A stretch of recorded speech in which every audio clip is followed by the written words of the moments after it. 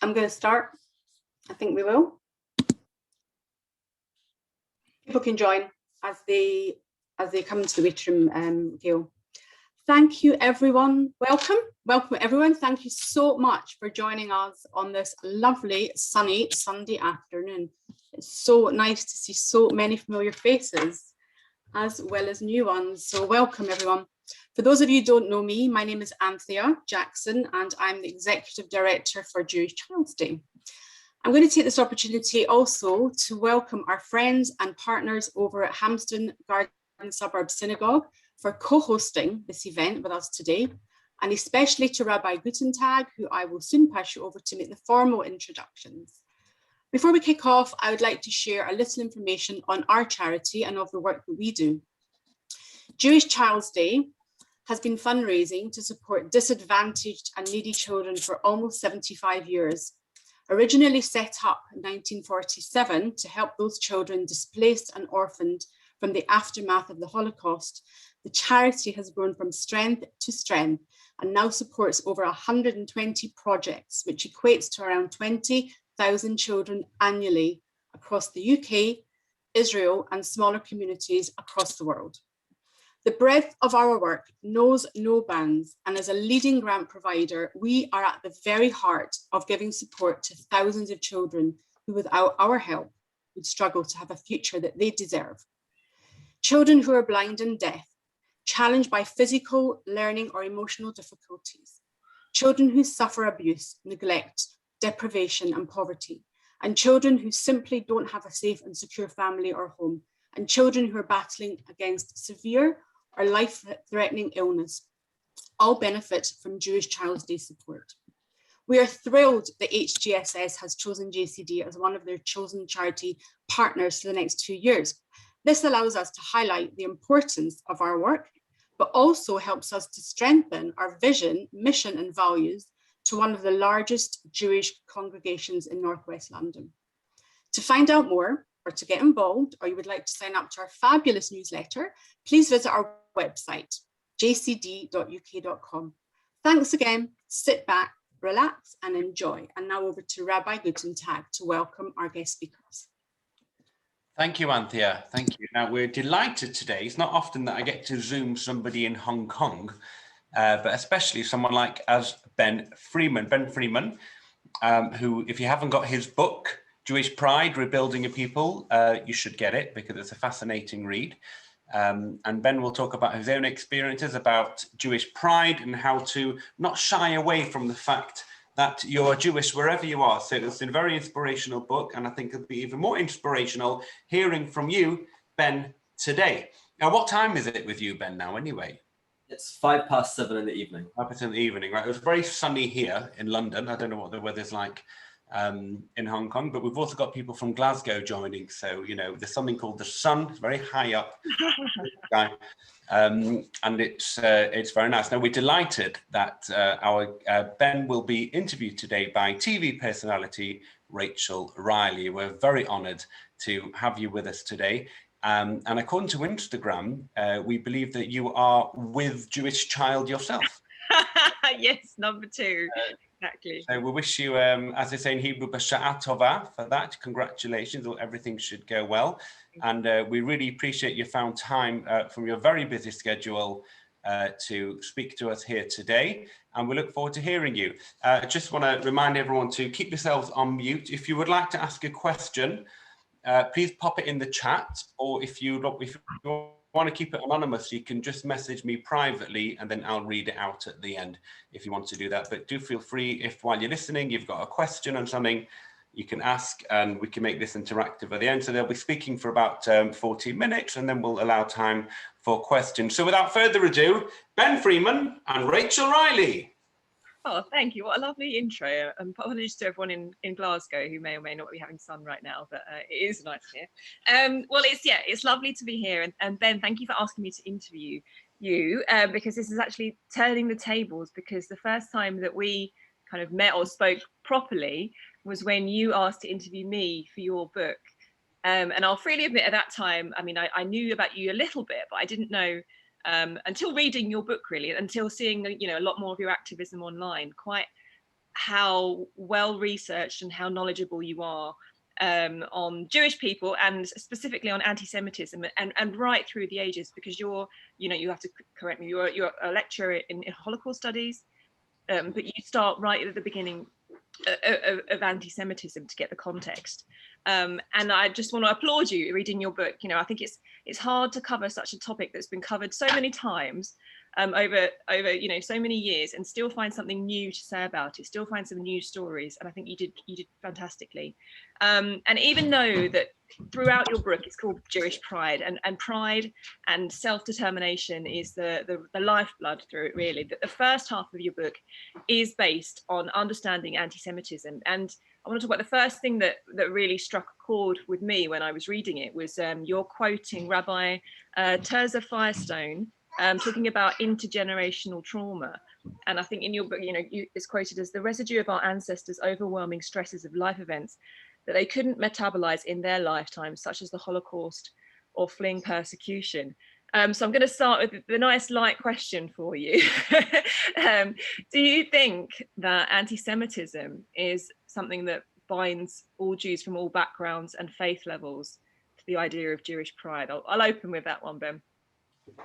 Well, firstly, I want to say thank you for agreeing to be here today. And yes, when I interviewed you, it was a massive leap of faith on your behalf. You were like, sure, to this unknown person. So I'm really grateful that you agreed to be in the book. I do think that it's something that binds each of us. So in the book, I also feature interviews with 7 Jewish people, one of whom is you, of course, from around the Jewish world. And something that is so striking is that whether it's a Jewish person living in America or Algeria or Iraq or England, the experiences are so similar. We all faced legal persecution, segregation, ethnic cleansing, genocide. And as Rabbi Firestone says, we all carry the residue with us. And I don't think that's something we have done a very good job of talking about and processing. Just a few weeks ago, maybe just last week, it was Yom HaShoah. We talk a great deal about our dead, and that's so important. But one thing we don't talk about is how all of these experiences impact us. So how they impact us right now, because we're all watching the world, how they impact us with regards to our own personal experiences, because most of us in this call will have experienced some form of kind of anti-Semitism on a personal level, but also from history. And one of the perspectives is that this is passed on in our genes. So this is referred to as epigenetic trauma. But even if it's not necessarily passed in our genes, this is something that we're taught. You and I have had conversations about when did we know the Holocaust happened? When did we know that people tried to annihilate us? And it's definitely not the whole of Jewish pride. And I think that's really important. There's so much else to be proud of, but our resilience and the fact that we have all experienced versions of the same thing, or at least trauma because of these experiences, is something that binds each and every one of us. I mean, for me, I wonder what made you research anti-Semitism, because as a Jewish person, you don't know about anti-Semitism. Anti-Semitism isn't something that's innate to Jews. It's something that other people put on us. So when I first, entered the realm of discussing it in 2018, I had to do a lot of research, because it's the research of geopolitical history throughout the ages, throughout different countries, different civilizations. So what was it that made you want to, delve into your history? That's such a great question. I've always loved history. I'm a bit of a history nerd. I used to love Mary Queen of Scots. My mother was kind of a big Mary Queen of Scots fan, and we used to travel around Scotland going to all of the Mary Queen of Scots castles and palaces. So I've always really enjoyed history. And we had Jewish books in the house, so this was something I had easy access to. I had easy access to the information. This was pre-Wikipedia. Pre-Google, so I really was reading books, which is kind of amazing now. So yeah, I had easy access to information, and I always recognized the fact that I was part of something greater than me. I was aware that when we, did Seder, or we did Shabbat, or when I was at the Jewish primary school, the only Jewish primary school in Scotland, Calderwood Lodge, we were doing things which connected us to the past, thousands of years of history, and I always found that really inspiring and quite remarkable. And it's not something, again, that we necessarily speak about. We talk a lot about our resilience, but we don't talk about the fact the reason that we have survived is because we have made it so. And that's something I really connected to. And then I was just very lucky. I worked with Anthea for 5 years at UGI in Glasgow, and I was given opportunities to lead trips to Poland. So it was just, I'm very privileged that I was always given access to our history, to learn about our peoplehood. But I also do think that it's just something I've taken to. You know, there's many things I cannot do. I cannot count. I got 4% in a physics test once. But this is a subject I really just seem to understand. Because for me, in a way, it's like a true crime. I love true crime. I'm always trying to tell my partner, find the next murder on Netflix. And I feel like our history in some ways is a true crime. And the Holocaust and the pogroms and all of these other things, they're the blood splatter, they're evidence. But the thing that I've always found curious about anti-Semitism and Jewish experience, but also when I'm watching Making a Murderer, is the motive. Why? So that mystery, that investigation has always fascinated me. That's interesting, because for me, I mean, I was brought up, I mean, my family came over to the UK in possibly around 1900s, as we talked about in the book, from Russia. So I knew the pogroms existed, but I didn't know too much about them. But even though, you know, my direct lineage weren't in Europe during the time of the Holocaust was the thing that cast the heavy shadow. The Holocaust, I think, was the thing that made me feel Jewish from a little child. And I wasn't, you know, necessarily part of the community. I wasn't in a Jewish school or anything like that. So do you think we learn enough about the context of anti-Semitism outside of the Holocaust? And do you think, you know, not just Jewish people, but the non-Jewish world does as well? And, you know, around that theme, it's been mentioned that I'm brewing my second Jewish child. I fed my first Jewish child vegan bagels and smoked salmon and cream cheese this morning, just before this. But you know, questions are you know, already forming. When do I introduce them to this? How do you introduce them to this? How do you educate people, Jewish people, about a terrible subject without damaging them? With, you know, we need the knowledge, but we don't want to continue this trauma. Do you have thoughts on that?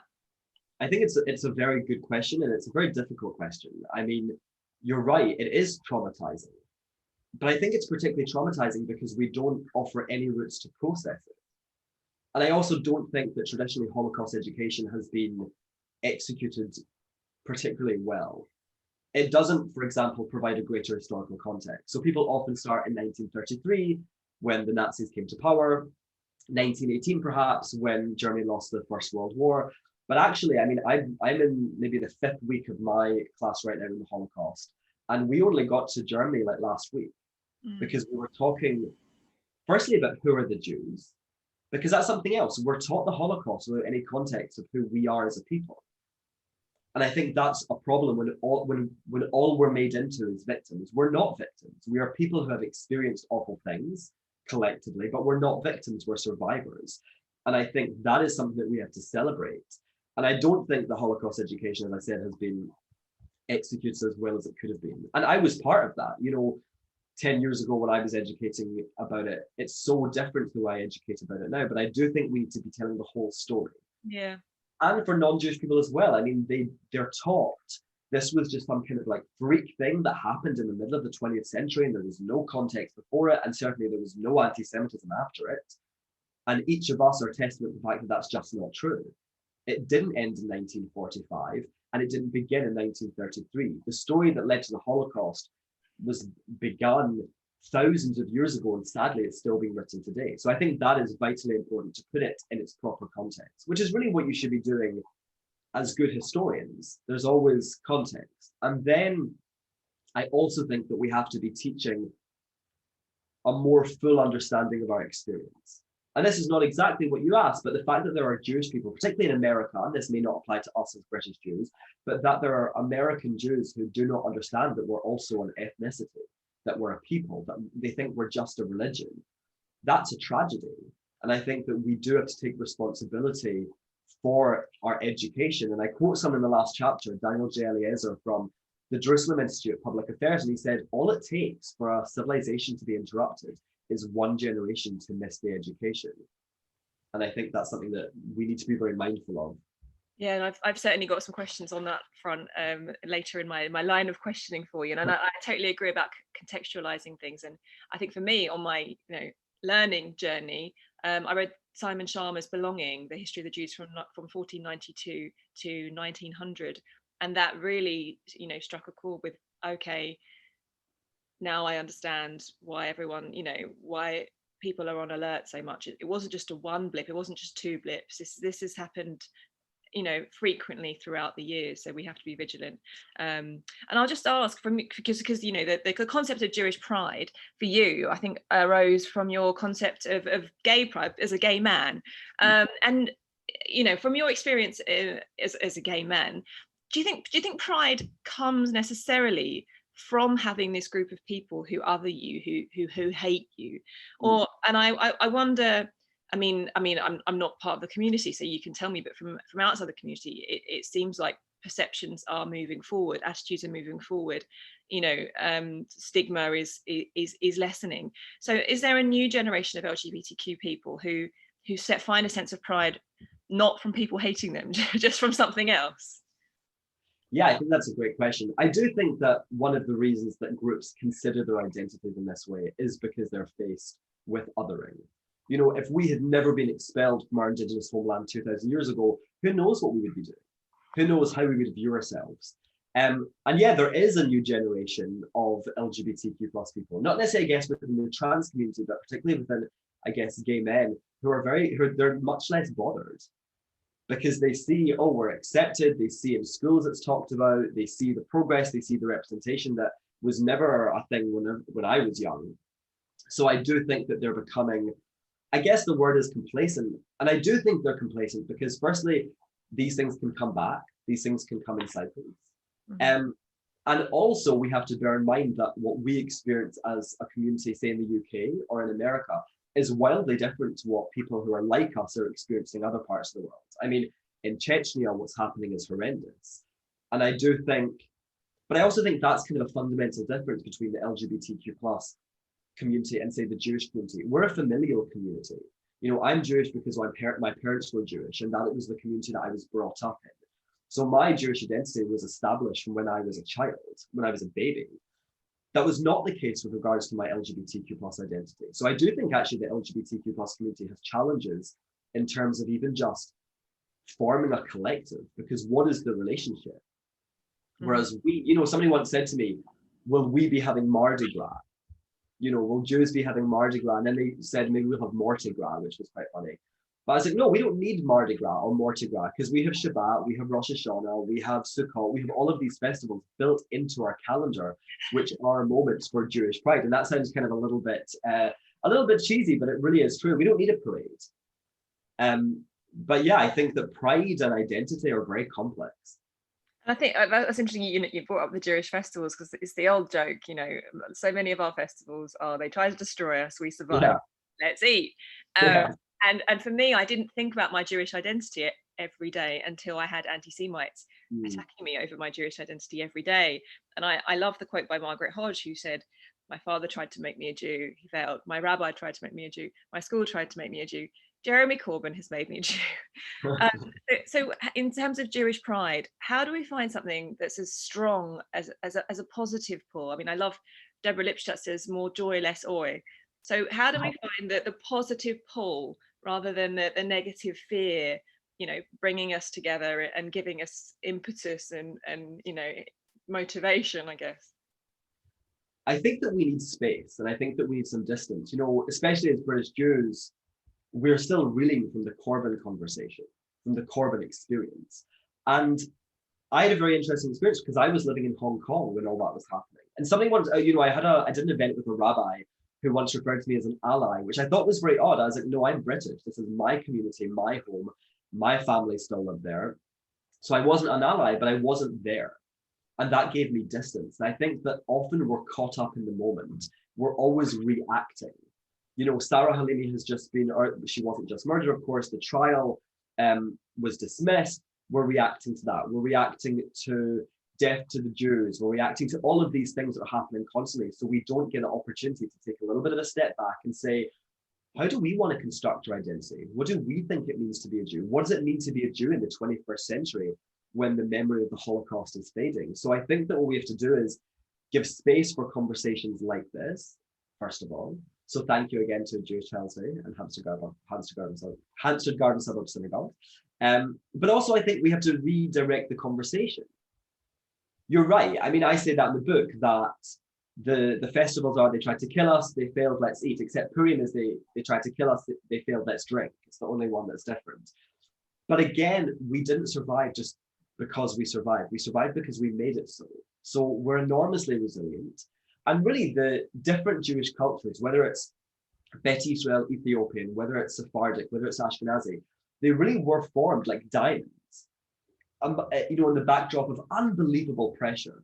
Whether it was the Inquisition, whether it was the pogroms, whether it was the destruction of the Ethiopian Jewish state, the fact that we built and maintained and fostered these beautiful cultures is something to really celebrate. And we don't do that. We also don't really look at our history within a context. So for example, we say we were expelled from Israel 2000 years ago. Well, yes, the word expelled you could use, but really the reality is we were ethnically cleansed. It was genocide. And I think we have to start redefining our experience, maybe in modern terms, to help us as individuals understand it. You know, all of the legal segregation that we have faced, that is segregation. It's not just, oh, the Jews were expelled from England in 1290. Oh, well, no, we were ethnically cleansed. But at the same time, we made incredible cultures.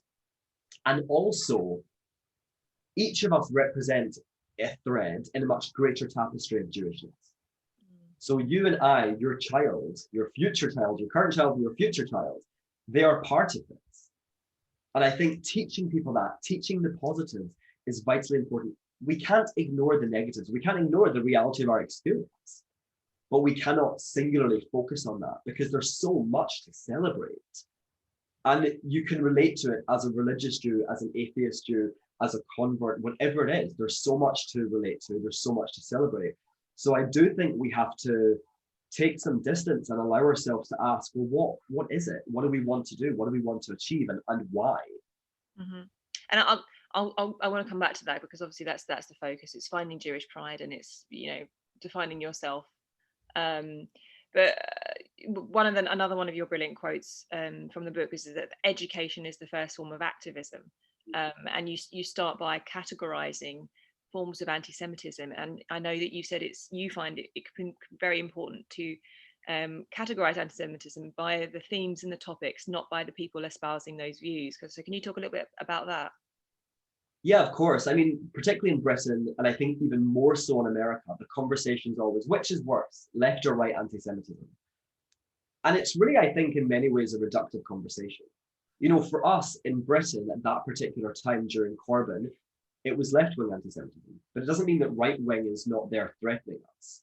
And I often find the conversation of which is worse means you're constantly throwing it back to the opposing team, saying, well, no, you're worse, as opposed to addressing it as it is, which is a societal problem. And one of my brightest students said last year in my Holocaust class, they said, it's the same soup, different bowl.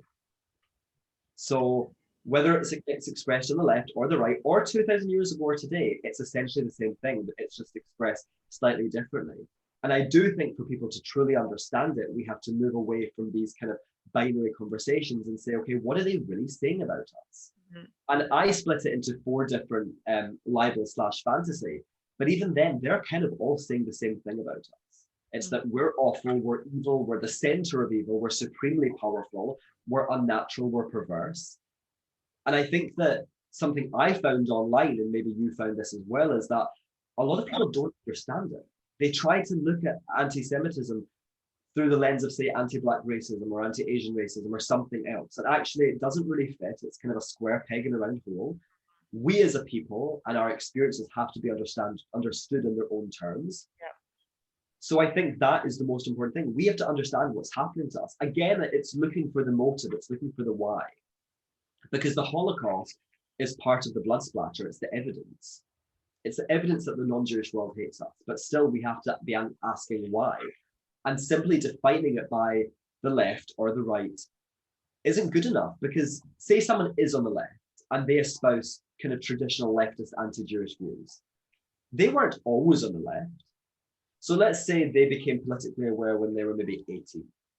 For the first 18 years of their life, they lived in the world, which was still socializing them into thinking of Jews in a particular way. It wasn't just that bang, they entered the left and people started saying Jews control the capital, and Israel oppresses the Palestinians. Mhm. This is all around. It's a societal issue, and until we recognize that, there's no hope to combat it. Yeah, I totally agree, and I think it leads to things like um, Holocaust denial from the Islamic world being excused for Yeah. some reason, where it would, you know, had it come from a neo-Nazi, in no way it ever would be. And I think that's interesting that you talk about the non-Jewish world placing their own perceptions on anti-Jewish racism versus Jewish racism. 1 second. Hey, Portal, go away. But I think you talk what you talk about really clearly is your concept of internalized anti-Semitism. So not only, you know, in terms of the racism they experience, but actually Jewish identity and what it means to be Jewish has been kind of under the microscope from the non-Jewish world, and you know, like any people, Jewish people can be susceptible to absorbing these ideas and turning it against their own people. So can you explain a little bit more about what you mean by internalized anti-Semitism for anyone that's not read your book? Absolutely. It's essentially the idea that we have absorbed ideas about Jews from the non-Jewish world, and predominantly those ideas are negative. So it's the idea that Jews are too powerful, or Jews are privileged, or Israel is doing this, that, or the next thing. And instead of, because we all live in the non-Jewish world, right? None of us live in Israel. Maybe a couple of people here in this call do, but the vast majority of us don't. So we all live in the non-Jewish world. And we're constantly being bombarded with these messages. We're constantly being bombarded with ideas that we should be ashamed of ourselves, that we should keep our heads down, that we shouldn't be proud. And some of us can reject all of those. Some of us can reject all. Some of us can reject all of them. Some of us can reject some of them. But some of us absorb them. And you see this particularly today, and the way that anti-Jewish racism manifests today, specifically on the left, but also just in general, is really an obsessive focus on Israel. So Jews today have absorbed perceptions of Israel. So Israel becomes, in their mind, the most evil, the worst country in the world. And we have situations where Kaddish is said for members of Hamas who died. I mean, that's pretty mad. And I mean, in some ways, that's quite an extreme example. That is an example of someone who has, a Jewish person who has absorbed that hate and then weaponizes their Jewish identity against the rest of the Jewish world. So we start in the UK with Jewish Voice for Labour. I mean, Jenny Manson, the head of that organization, said, and she was caught on camera saying this, that I began to identify as a Jew so I could criticize Israel. It's like, well, that does not imply a very healthy relationship with Jewishness, Jenny. But it also comes in many other ways. You know, just, oh, I'm going to keep my head down. I'm not going to tell someone I'm Jewish. Or I'll say, I'm Jewish. Or I'm a Jew, but I'm not that type of Jew. Or I'm a Zionist, but we're always being told or made or to qualify our experience. And that is not a singular Jewish experience. That happens to, I think, every minority. And actually, even people maybe who don't belong to minorities too. But it is particularly tragic when we consider the rest of our history, that we have survived for 5,000 years. And there are Jews today who say that Israel is like the Nazis. It's gross, basically. Yeah, there's a lack of understanding, and you see, you know, COVIDiots with yellow stars on in London this week, and yeah, Unbelievable. And I think, I mean, I could talk so much about what you just said. You know, so many thoughts came to mind that just it resonates, and I've got, you know, personal experiences of all of those ideas. But I think another thing that you handle well in your book is a misconception, and I think it's important to say that I think it's just as prevalent in the Jewish world as the non-Jewish world. But the idea of Jews being, you know, we're an ethno-religion. So the concept of us being a people and a religion. So, and I've been attacked for saying that I'm an atheist, so I'm not a Jew. You know, what would you, you know, how would you describe the Jewish people, being Jewish, Judaism, whatever, to someone, you know, Judaism for dummies, Jewish people for dummies? Yeah, it's hard because, again, we don't fit into the non-Jewish world's definition. So, you know, other communities, so Muslim people, okay, that is a religion, that makes sense. Black people, they're a race, if you understand race, or an ethnicity, okay, that makes sense. We are very confusing to people. So we are a people, which doesn't necessarily help just to, repeat the word over and over again. It's like when someone's asking you to translate something, you just say the word louder. So we're a people, which means we are bound by so much. Of course, we're bound by a shared faith, and we shouldn't erase that. Although it is important to say that you and me also, that's not necessarily how we relate to this.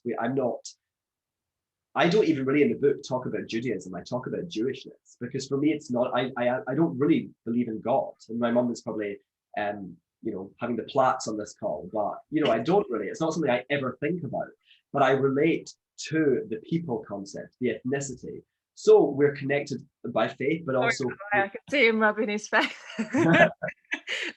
we're connected through land, history, tradition, language. The fact that, Hebrew, the modern language of the modern Jewish state, you can find coins from 2,000 or 3,000 years ago with the same script. That's remarkable.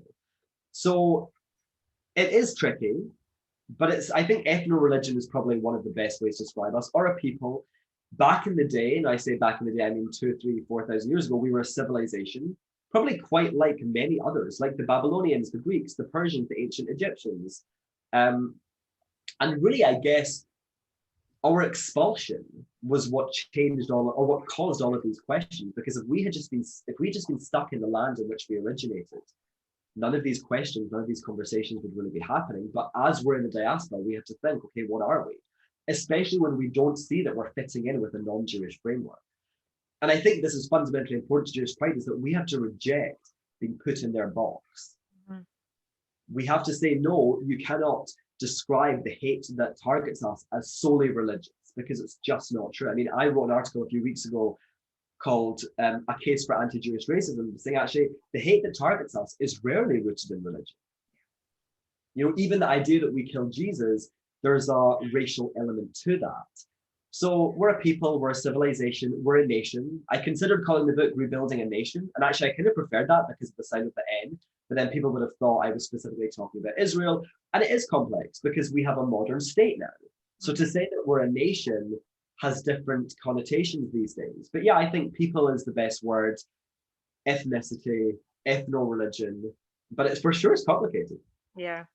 Yeah, definitely. And it definitely led to confusion for me as a child, like, we're Jewish, why are you giving me bacon, Mum? Like, what's going on here? Yeah. And I think, right, one more topic, you've touched on it already, but I think it's so important because it's really coming to sharp focus for me, as I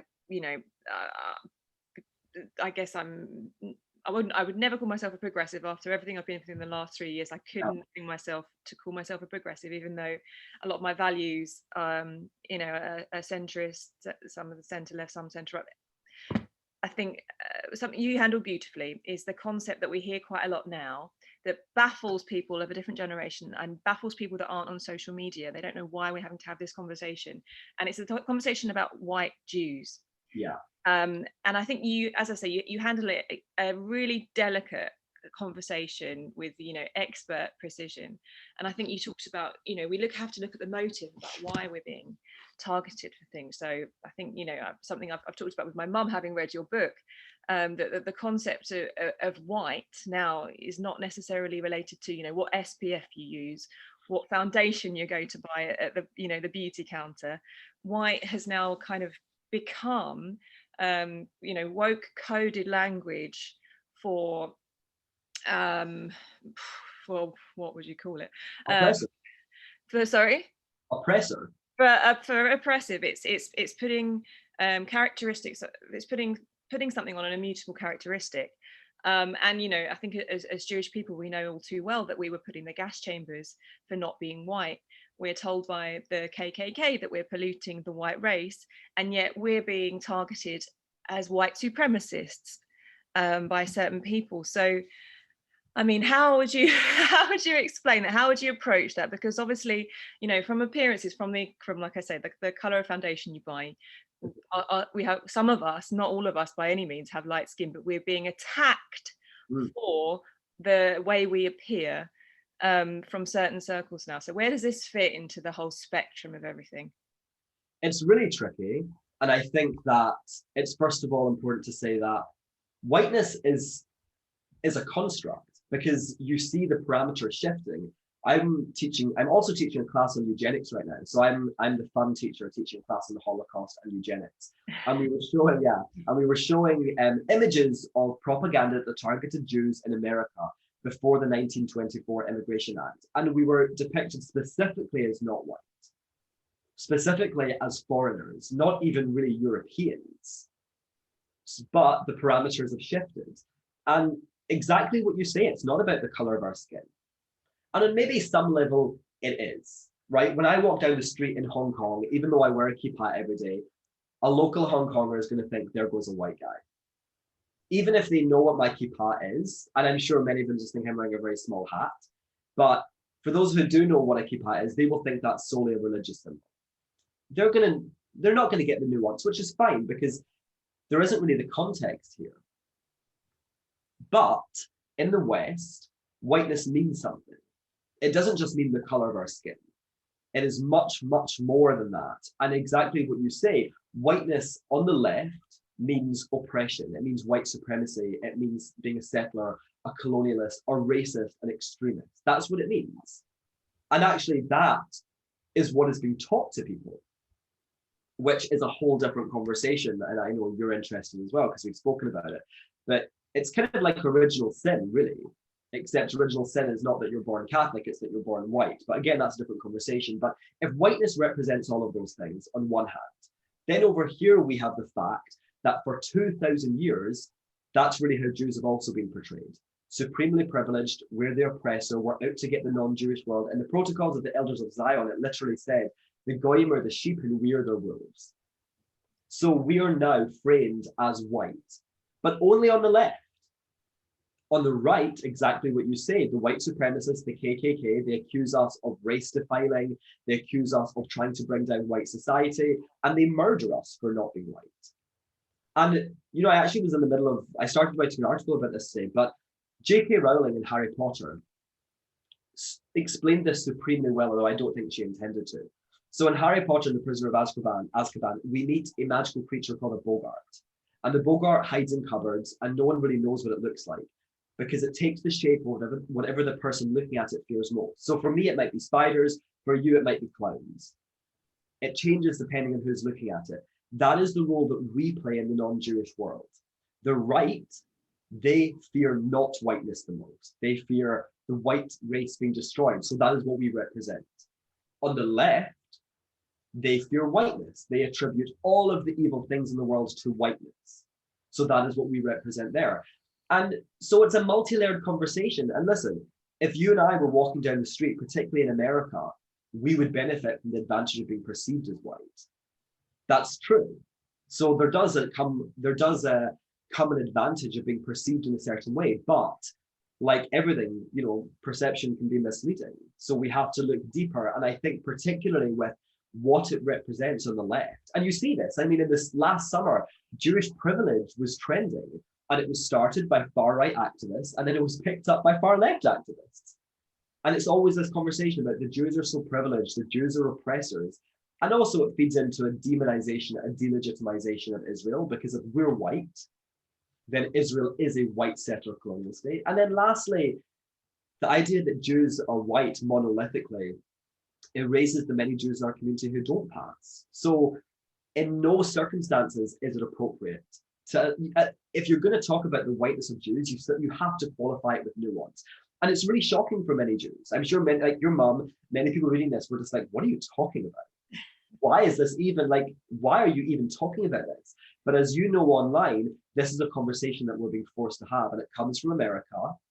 But as these other American ideas like critical race theory and other things are being spread, so is this conversation, which is very frustrating. And like you said, I think this is, you know, the perfect time to move on to the other 6 people that you interviewed, because you say, you know, Jews come in all shapes and colours and backgrounds and ethnicities, and you really did find a you know, diverse group of people to interview. So to just tell us in a nutshell, you know, how you found people, and what do you think united those 7 people through, even though we've got totally different beliefs, backgrounds, histories, everything.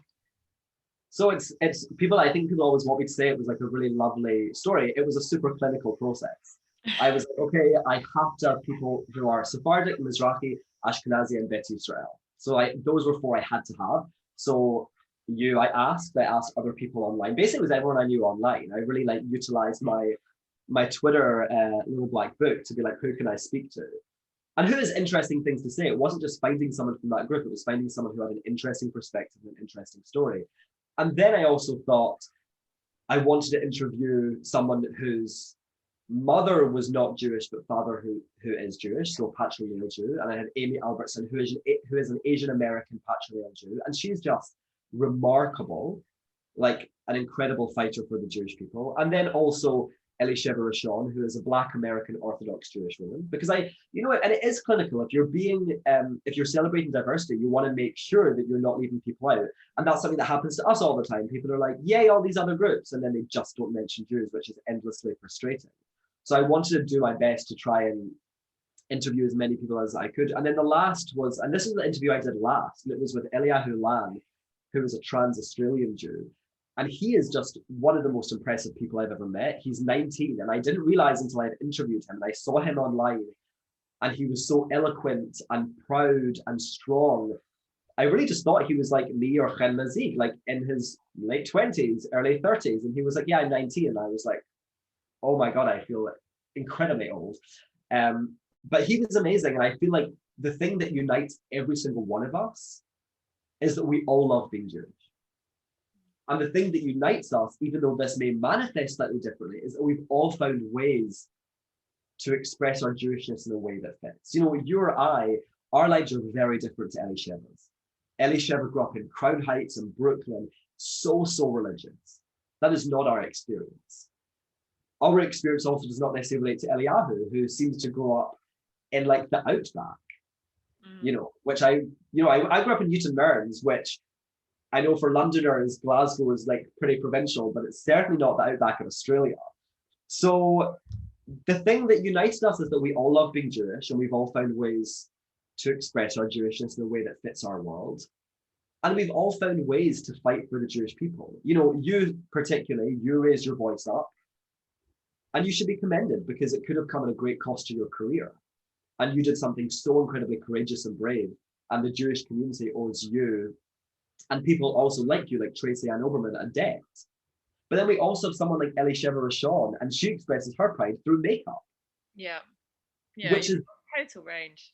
No less important, because she's showing young religious women, young religious Black women, that you can express your Jewishness in a way that fits you and still be modest, still be, follow the laws. So I think that's the most amazing thing. And everyone always tries to get me to choose. And it's funny I'm speaking to you because you're one of them, but everyone's like, who is your favorite interview? It's like, I love them all equally. I really do. I do. And I learned a lot. I learned so much from all of them. I learned a lot. Yeah. I mean, just on perspectives, but also on history, on different backgrounds. Yeah, I think it's fascinating. I'll just ask one more question before I pass back to Rabbi Gittenplug. You mentioned there the ages of people. I think I might be the old grandma of the group, the grand old age. You interviewed me when I was 34. So you've got a nice, a really young bunch of people there, and I just wonder, to round up talking about Jewish pride. How do we achieve it? How do we pass it on to our kids? How do we pass it on to our parents, to our grandparents? It's an excellent question, because yes, the interviewees are, because I mean, I'm 30, I'm 34. Are you still 34? No. So 35. I mean, we're still young. We can't compare ourselves to Eliyahu. He's a baby, but we're still relatively young, and it has to be multi-generational. It cannot be just for young people. It has to be for every single part of the community. And we do that by having conversations, by giving space to talking about the pain, the trauma. We have to honor that, but also give space to celebrating all there is to be proud of being Jewish, that we've survived, that we created these incredible cultures, that we have contributed in such incredible ways to the wider world, that even though we were separated from each other for 2,000 years, we maintained our connection to each other and our indigenous land. And most importantly, or maybe not most importantly, but I think certainly importantly, Israel. Not everything the Israeli government does, but the fact that there is a modern Jewish state today, give or take, in the same land that our ancestors lived thousands of years ago. That's kind of mind-blowing. And we take it for granted because that's just the world that we grew up in. But I show my students in Hong Kong a map of the ancient kingdoms of Israel and Judah and a map of Israel, and they're just like, what? It's the same place. And it's like, yeah, basically. So we have to honor all of that, and we have to honor each other's experiences. You know, I know there was a report by the Board of Deputies about race in the Jewish community. And they raised some really important points, like, are we as British Jews honoring November 30th, which is the day to commemorate the expulsion of Jews from Arab countries in Iran? Are we acknowledging Ethiopian Jewish holidays? Do we have a day to commemorate the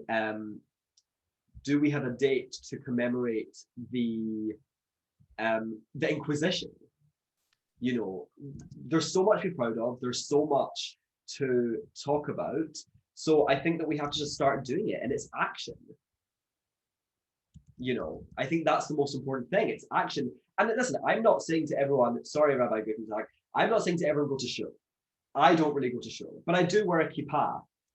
I do, you know, I've got a Hanukkah behind me. I do Jewish things because we kind of have to.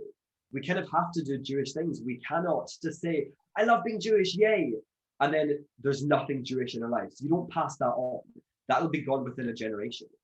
We have to, and I remember actually having a conversation with Anthea hundreds of years ago in Poland, because it was about Ben, her son, who is now, I think, 16, which is a bit mad.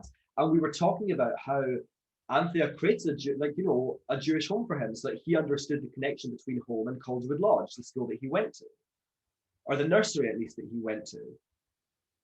And it's about, we have to do Jewish things. And whether you do it for God or whether you do it because of our people, I think it's just as legitimate. You know, I say Kaddish for my late father on his yard site, and I'm not saying it to exalt God's name, even though that is the literal translation of Kaddish. I'm saying it because that's how Jews remember their dead.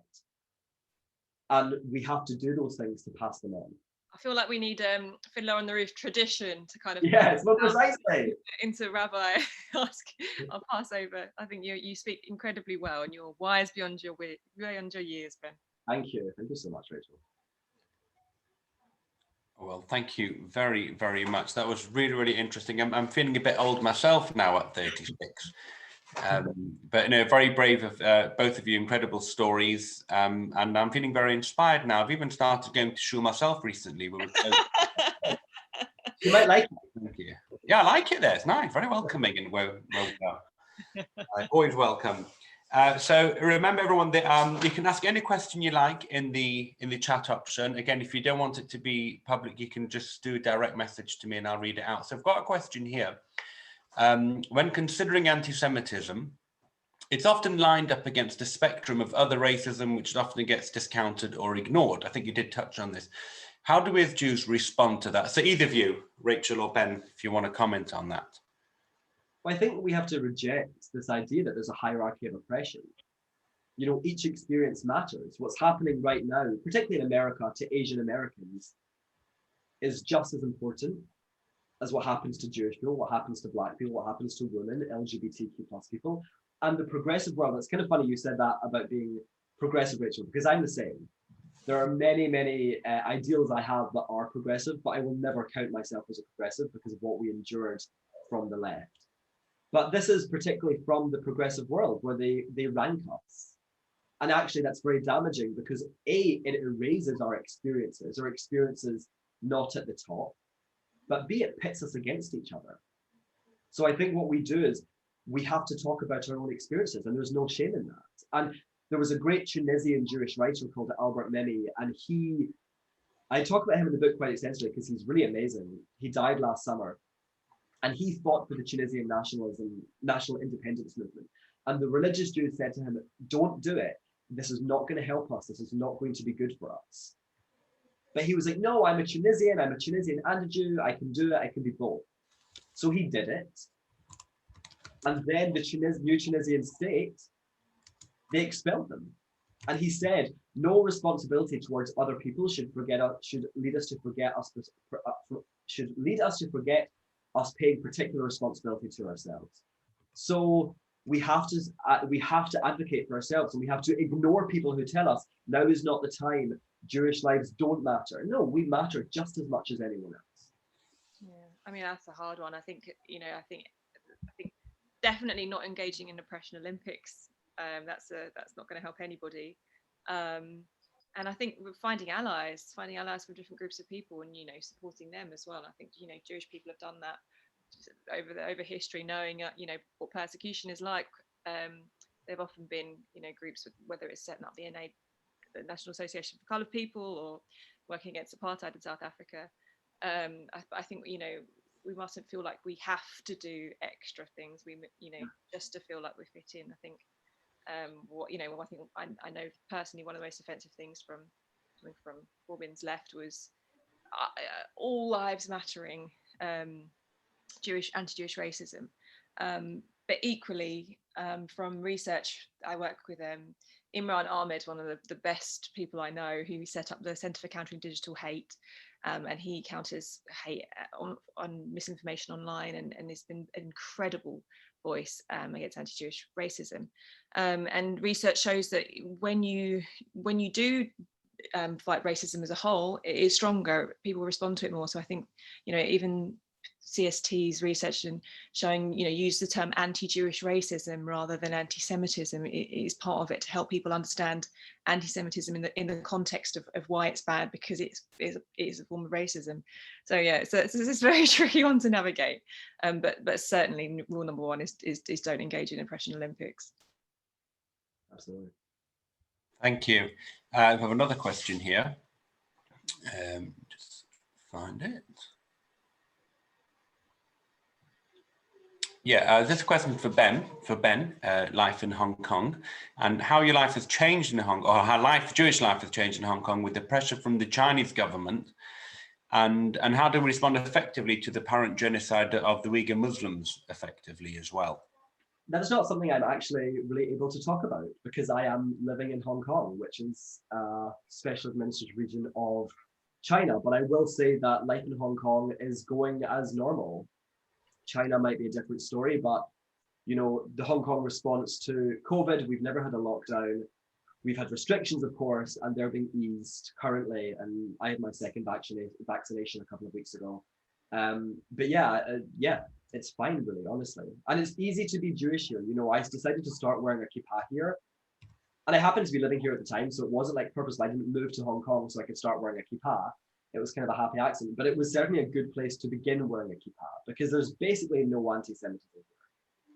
There may be philo-Semitism, and certainly from Christian evangelicals, there is some philo-Semitism, but there's not the cultural context, which is very fascinating, because in other former colonies, and it is a former colony of the UK, anti-Semitism was often brought with the colonialists. So it's kind of interesting that it was brought, it didn't take root here. So it's a very easy place to be Jewish. There's a kosher supermarket. And in a way, I feel right at home. For the Scottish Jews in the room, we grew up in a community of about 5,000 Jewish people, which is how many Jews there are in Hong Kong currently. So I just moved from one tiny community to another. That's nice. Yeah, maybe we'll come over there one day. I like the sound of it. Now, we also have a question here that some of the worst anti-Semites are and have been Jewish themselves. How would you explain and understand that? It's a difficult one. I mean, they suffer from internalized anti-Semitism, and it can manifest in so many different ways. But that's it, right? Because what they have done, to put it simply, is that they have wanted to fit in with the wider world. They've wanted to be a part of that specific community, whether it was the Christian community in the Middle Ages, whether it was the Soviet community during the beginnings of the Soviet Union. It's wanting to fit in, first of all. And then secondly, it's the absorption of ideas of Jewishness from the non-Jewish world. So maybe that we're archaic, or that we are embarrassing, or that we're obstinate, or that we're rich, or that whatever it is, or that we murdered Jesus in the case, again, of the Middle Ages, the Christians in England in the Middle Ages. And it's just internalized anti-Semitism. And it's something that we as a community, and I'm so glad this question has come in and that you asked about it earlier, Rachel, because I think it's one of the greatest challenges facing our community. We have to start talking about it. And for the longest time, I was told, oh, there's no such thing as that in the Jewish community. And I think I'm one of the first books in maybe 70 years to even address this issue. The first book calls it Self-Hating Jews, which is not something actually that I think is an appropriate descriptor. I think internalized anti-Semitism is much more appropriate, because often it's Jewish people who say, oh, I love being Jewish. I just hate X, whether it's other Jews, whether it's the Orthodox, whether it's Israel. But essentially, they have absorbed non-Jewish ideas of what it means to be a Jew. And instead of rejecting them, they've rejected their Jewishness. I think it's important to add as well that I think one of the reasons that they're probably the most notorious or worse is because they rise to prominence in the groups that they are in because of their Jewishness. They kosherize the views that they're espousing. And I think that goes back to Ben's point of not to focus on who's saying these things, but the themes that they're espousing. You know, are they wrong? Are they anti-Semitic? Are they awful? It doesn't matter if they're from a Jew or a non-Jew. That's the important thing. And I think one thing that a trap we fall into that I've seen quite often is attacking the person for their identity, for their form of Jewish identity, because maybe their father's Jewish or they're an atheist, you know, and actually that does damage to people in our own community who have the same backgrounds and are perfectly warm, friendly, helpful, loving towards the Jewish community. So I think, you know, if they believe themselves to be Jewish and they're espousing anti-Semitism, that is the anti-Semitism that we need to focus on. Absolutely. And people sometimes say, well, I cannot be accused of being anti-Jewish because I'm Jewish. And it's like, no, that isn't actually how it works. And again, you look to the gay world. I mean, this is there's plenty of examples of whether they're closeted, you know, gay politicians persecuting gay people. You know, it's not a new phenomenon. Absolutely. And also they want to, exactly as you said, they want to prove themselves. I'm such a good Christian, I'm such a good this, I'm such a good that, so I'm going to be extra anti-Jewish. Because they're aware, and this is kind of the tragedy, that they're actually aware on some level of what the non-Jewish world thinks about us, what they might do to us, so they're desperately trying to prove themselves. So in many ways we should pity them, but we also shouldn't underestimate the danger that they can pose to our community. Thank you. A few more questions. I don't think we'll have time for all of them because we said we'd finish for one, but I'll ask you this one. Do you think it's an effective way to tackle anti-Semitism by acting differently than, you know, this stereotypical Jewish traits, by acting differently? And the second part of that question is it ever appropriate actually to be ashamed to be Jewish? I think that it's troubling to base our identity or our actions on how we're perceived by the wider world. And it's something we see a lot, right? We don't talk about the fact that 20% of Nobel Prize winners are Jewish. It's not really something we actually talk about very often. Or the inventor of the bendy straw, which is what I discovered, I think, when writing this book, is Jewish. We don't talk about those things because we're embarrassed, we're ashamed. Why are we embarrassed or ashamed? Because the non-Jewish world always says to us, well, you're rich, you're powerful.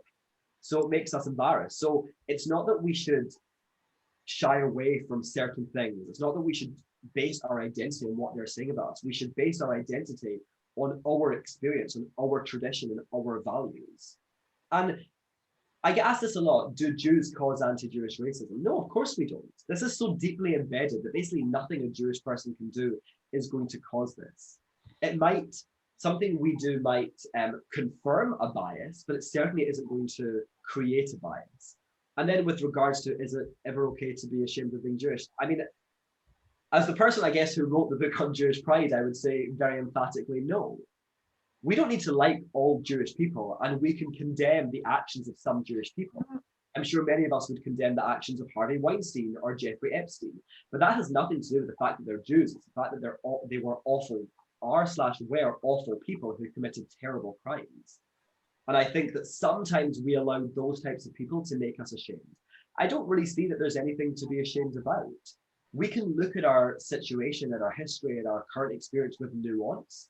We can criticize where criticism is justified. And there's a lot to criticize. You know, something I say in the book, I don't pretend our community is perfect. We have issues with misogyny. We have issues with anti-Black racism, with LGBTQ plus phobia. But every community does. So if we feel ashamed that those things, if we feel ashamed of being Jewish because those things exist, then are we not then going to be ashamed of being a human being? I think that we should never be ashamed of our Jewishness. We should only see it as a source of pride. Yeah, I agree. And I think, you know, part of the IRA definition of anti-Semitism would be holding Jews accountable for the actions of one person. And if you look at the context, if you think about it in terms of being British or being English, or wherever you're from, it would be like looking at the case of Peter Sutcliffe and saying that all Brits are like Peter Sutcliffe, or Ian Huntley. That doesn't happen with look, there's a white male, all us white males need to take on the guilt of this white male. Look, there's a British person, we all need to take on the sins of this person. It only seems to happen from part of my identity is the Jewish aspect of it, and we I think we can firmly reject that. Absolutely. Thank you. So just one final question now before I'm going to ask Anthea to close today's wonderful session. What do you think the Jewish world can do to secure justice for Sarah Halimi, who was sadly murdered in France? And do you both feel the UK does enough to educate the non-Jewish world on the Holocaust?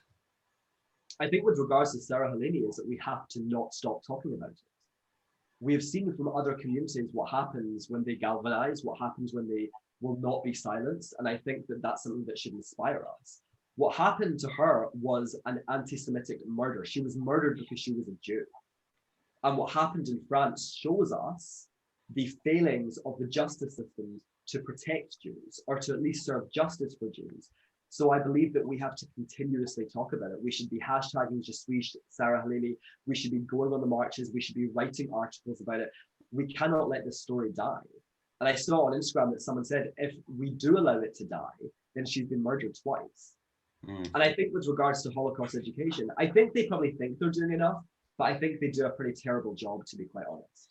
I think that we need to spend a lot more time and money on training teachers in the proper context, that actually the Holocaust is a Jewish experience with some universal lessons. It is not a universal experience. It happened to Jews. The final solution was a targeting of Jews. And that is not necessarily the way it's taught. And it's not taught that way out of badness. It's because people don't necessarily understand. But we see how this cycle continues. If the ones who are educating don't understand, then how can we expect the students to understand? So we have to go back to the drawing boards and educate it, not necessarily more, just better, basically. I agree. I think actually this Holocaust Memorial Day in January, I won't say the organisation because they're very well-meaning and they're enormous. And they sent me some of their page that was directed towards Holocaust education. And my mouth was kind of on the floor because it didn't reference Jews. And this is something that's kind of creeping in. It's the all lives mattering of the Holocaust now. And I think we have to be vigilant. And again, Ben talks about motives. Why are people removing Jews? People are uncomfortable, whether it's, I think Holocaust educators aren't uncomfortable about focusing Jews on the Holocaust because that was the Nazis' raison d'etre. But we have to not be ashamed to say, you need to reference Jews in this. The Holocaust understanding is from the statistics from young people, it's awful. And if we're scared to mention Jews because we don't want to offend other ethnicities, I mean that's ridiculous. We have to make sure. And again with Sarah Halimi, we have to keep referencing that it was the fact that she was Jewish. But I think it's really important to use facts to fight these things, because you do see other causes around the world who, when they don't use facts, when you use emotions, when you use how it makes you feel or how the perceived reality is, when you actually use statistics. I mean, that's why the IRA definition was made in the first place, so we can actually recognize what it is and so we can record it. And I think it's really important to just try and use as much facts and as possible, because people will try and cut things down, and you just need the black and white. No, this was said, this was done.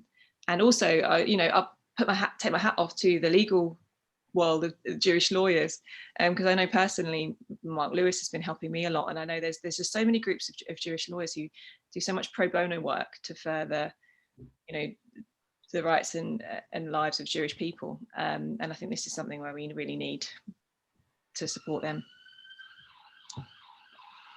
Okay, well, thank you very much, Rachel and Ben. It's been really, really inspiring. Appreciate your time. I'm going to ask now Anthea to do a proper vote of thanks and to close this event.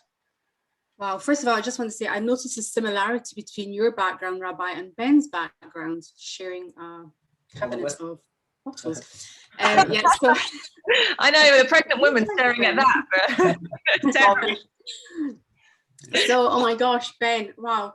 So 100 years ago, we did work at UGI, and 100 years ago, we did trips to Poland, and 100 years ago before that, I used to take Ben to school. Would you believe it? He used to come bounding into the car, this great big smiling face, and I was like, he is destined for great things. And there you go, here we go. Ben, you know, you really are quite an inspiring young man. I'm going to plug your book. Oh, people can see it. There we go. Get it on Amazon if you want to hear more about Ben's Jewish Pride Rebuilding and People. Absolutely fascinating. I think that, wow, it's just, you always seem to, every time I speak to you, you know so much, you're so knowledgeable. It's just quite incredible. And it's always about the lessons learned and sort of learning more to be able to understand more about how we can be better, how we can better ourselves. And Rachel, so grateful for your, you know, just for appreciate your time this morning on a Sunday, and speaking so lovely together with Ben. I know you become friends through the book, and for you for standing up and being so brave and standing up as a Jewish young woman to sort of, you know, state your piece. And I think that it's really quite it's motivating to hear. I'll just add that, because I didn't mention, but I do want to mention, because we're talking about Jewish pride. Go on. There's been loads of negatives of that, but the brilliant thing is being connected much more with the Jewish community now, and having loads more Jewish friends, and being able to do events like this, and go to Shabbat and go to Pesach lunches, and you know, so that's, you know, the positive Jewish pride aspect to fighting anti-Semitism. Of course, no, of course, it's lovely. So yeah, you have become such a great friend of the Jewish people. So thank you, Rachel and Ben, and Rabbi Gutentag for hosting today, and everybody else involved in today's event, and all of you for joining us and for the questions. I think everybody would be quite happy to stay on for another hour, but so maybe we'll do another event another time. But in the meantime, enjoy the rest of your day. Thanks again for joining us. Buy Ben's book. Here we go. There it is. Sorry, the background is awful, but there it is. You know what I mean. Buy the book, and thank you very much. Thanks, everybody. Thank All you. the best. Thank you. Bye. Bye. Bye.